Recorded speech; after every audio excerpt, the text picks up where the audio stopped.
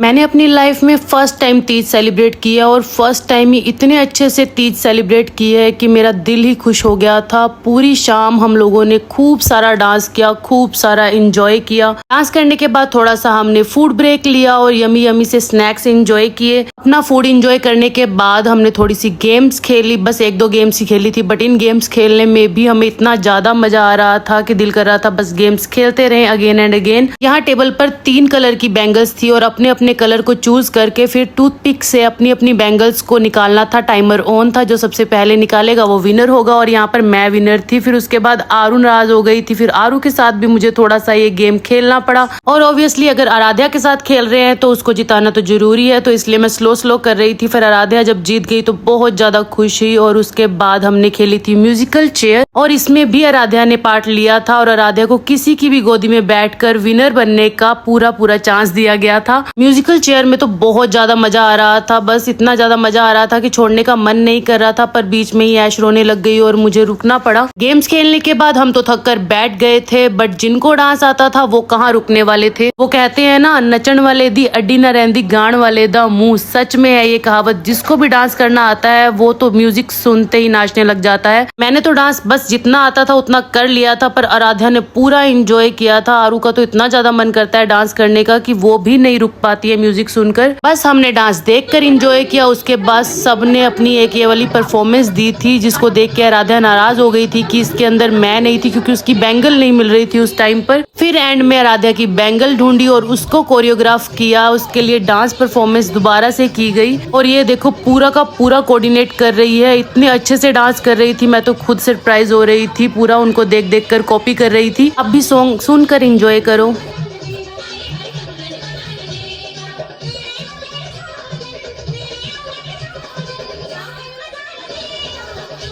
फिर इतनी अच्छी परफॉर्मेंसेस देखने के बाद हमारा मेन कोर्स आ गया था और हम अपना खाना एंजॉय कर रहे थे। उसके बाद आ गया था टाटा बाय का टाइम और हम सारे निकल गए थे घर के लिए। और रास्ते में हमें ढेर सारी लेडीज दिखी जो हरियाली तीज एंजॉय करके आ रही थी हमारी तरह।